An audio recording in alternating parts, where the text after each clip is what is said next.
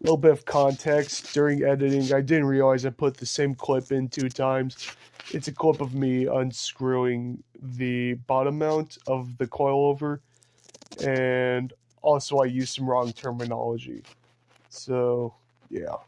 Alright, so I'm officially doing the Swift Spring install for my car. Currently, I do have one side, not, well, I mean, 1/4 of the car done. I did have clips on it, but they weren't great. They were from yesterday. But yeah, currently I have my uh, driver's side rear. It's on 50Ks right now. So yeah, I don't know. I haven't driven it yet, obviously, but yeah, I'll get a test drive and stuff later. But for now, I'm gonna be doing my rear for the first bit. So I'll be back once I get like the tire or the rim off, and I'll show what I did on that side. Hopefully in better detail than what I'd expect. I don't know. I'll be back. Right. So right now I'm gonna be using my impact to get this bolt off. I may have to do it for two hands since if I'm correct, the best way to do it is to actually hold it and then like try to push pressure on it so it stays on that plate, or else it'll spin. Or at least that's my hypothesis. So I'll be back after I do some of this. So yeah, update. My hypothesis was correct. The only way to get the bolt off is to have a pressure on the nut at all times, so that way it'll actually. So, wrong wording. I guess on that, this spins freely if you don't have any pressure on the nut. So if you want to get it out, you're gonna have to hold this with a. Well, you're gonna have to hold it and then hope that the nut catches onto the tab right there. Well, the thing that holds. Yeah.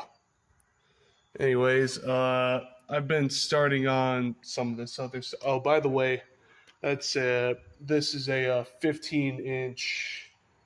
That's a 15-inch nut, and this bolt right here, that's a 12-inch. I think. I think that this line is a 10-inch. No, let me check. Maybe a 10 or a 9. I'm not entirely sure.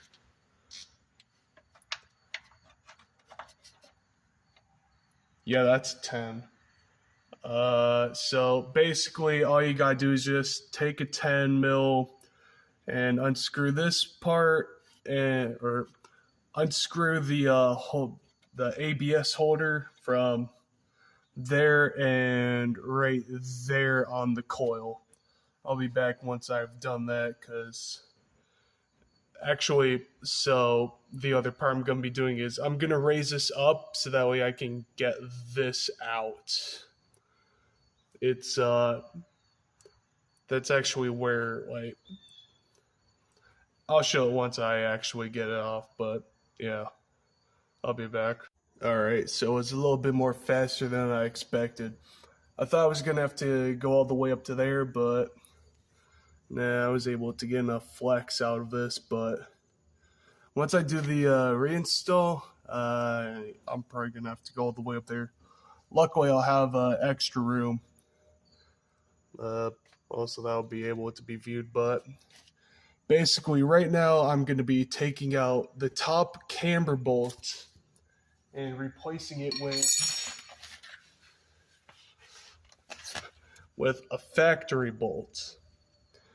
So I'm going to replace the top one with a factory bolt without putting a nut on it. So that way then I can remove the bottom bolt and then slide this one out. And then I'm going to use my jack to, I'm going to jack my jack onto here, and then I'm going to lower it gradually until the bottom part here slips out from these, the holders, basically, or the camber bolts, I don't know. But yeah, so that's what I'm going to be doing next. As again, this part isn't the interesting part. It's just unscrewing these bolts down there. So yeah, I'll be back.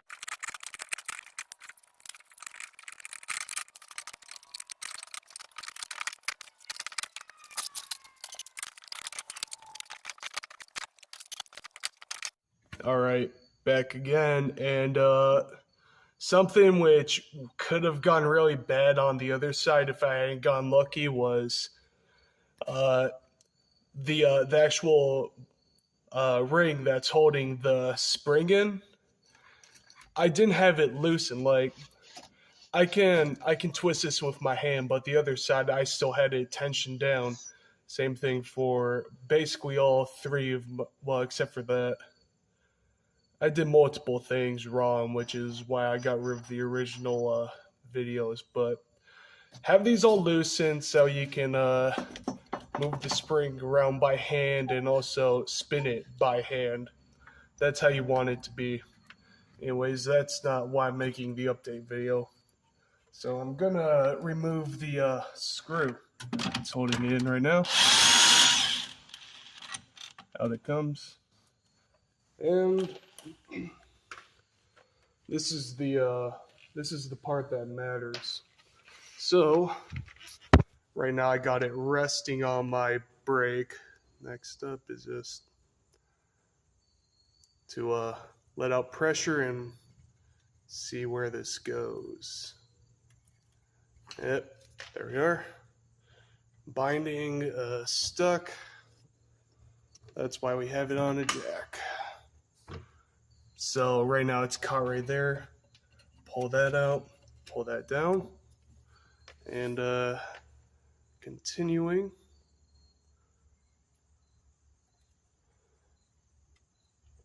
Have to make sure that it clears this entire assembly, and as you can see, it just stopped moving, so that means it's probably, yeah, sometimes it likes to get caught up inside of the holder itself. So stuff is just continue, push it down, and yeah, this is the once it gets fully out, this will be a breeze, but for right now it's a process of just getting it unstuck from its actual holder. Gonna see if I can get this out with one hand. Yep. Alright, so right now it's stuck, so shake it a bit, see if it can't get out like that. And it's out. So next up is just to get it down as far as I can, which since I did do the other side, this all, let's see if I can get light. Yeah, so this line and this line, it won't get caught, neither will the brake line, which that's because it's running down there. And I have bad bearings and stuff, so this will go down the entire way.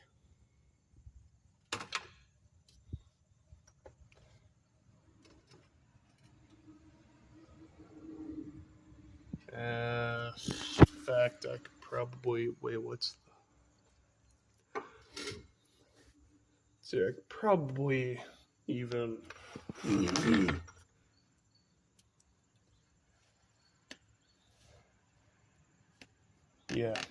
yeah, now it's hovering above the ground, and as you can see, that still has play, so yeah, brake line binding or just binding in general is not an issue with this car. So you can have your brake all the way down there, no issue. And yeah. So next up is just going to be spinning this entire thing off. I'm going to have to use 2 hands. Maybe I'll see if I can time lapse it. But yeah, so next up, this will spin down easily, and yeah, that'll be nice.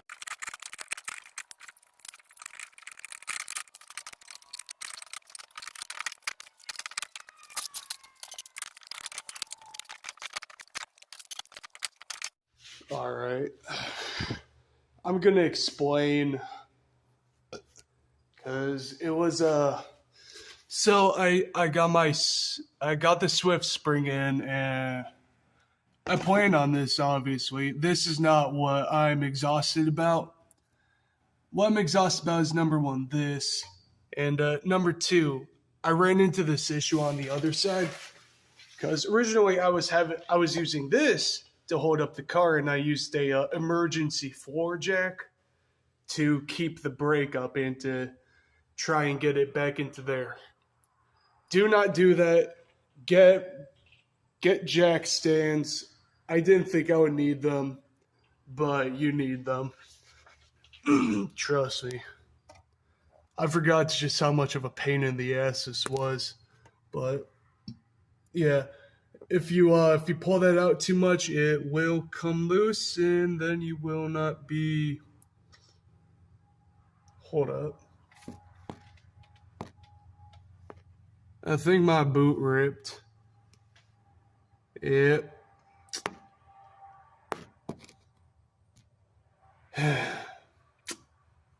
You know what? It's nothing but wins with this car, isn't it?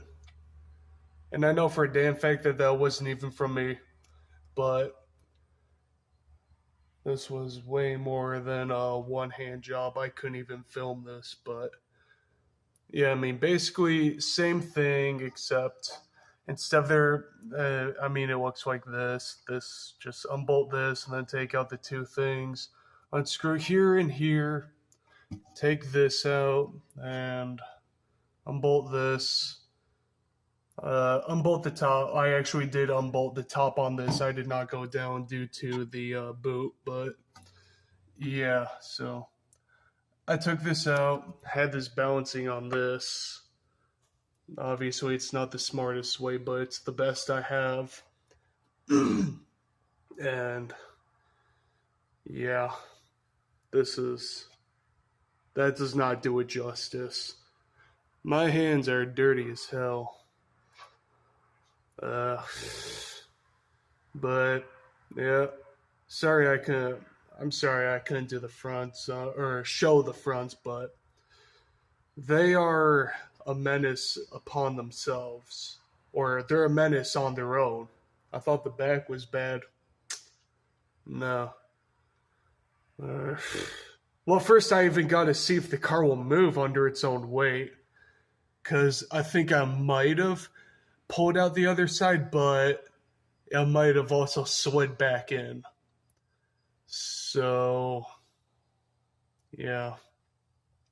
I think it will, because whenever it's, they'll move, but it won't, like, what you saw, so.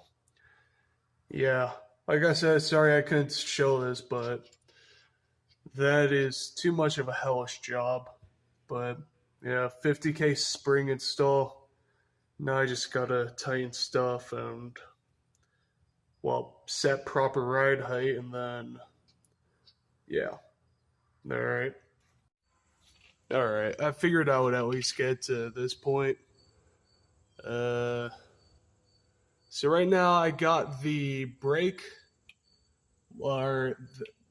basically I have it near the point of getting into the hole, or in between these 2 plates, so I could get the OEM bolts on. I have 2 of them, so that way I can pull one out and then replace it with one of the camber bolts, it's less messy that way. But yeah, basically right now I'm using the jack to get that into place with this. It works, and that's what counts. So I'll be back once I get this all fully in and bolted in, since this also is a two-handed job and it could take a while. So yeah, basically just sliding that in between there and then just shoving a bolt into this little plate. That's all it is. All right, so now I got everything I needed off the coil, and this is why I went with helper springs when it came to the rears. So this is a 9-inch spring, 8K in comparison to a 50K 5-inch spring. That's what it would look like without the helper spring. Big difference. So next up, I'm also gonna have to go. I'm gonna need two hands, and I mean it's basically it's what you'd expect. I just put the spring around the coil, thread this back up, thread this, and then thread this. That's just reworking the bottom part of my coil back on, and that's pretty much it. So everything that I did, but in reverse. So yeah, I'll be back once I'm ready to get this back onto that, and also get this on. I'm gonna have to reattach that first because that'll mess with this. So yeah, I'll be back. Alright, so I got this off. It is way too long for what it like. That's it should probably end off like right there at the most, but I don't know. It's long. Yeah. But I had to put my jack there, which obviously ain't the safest thing, but it has to happen. Anyways, basically, next up is just going to be me getting these 3 rings down. So this is basically an update before I actually get everything off and actually installing the new spring right over there. So yeah, that'll. Well, I mean, I'm gonna be doing it right after this clip ends. So yeah, I'll be back again.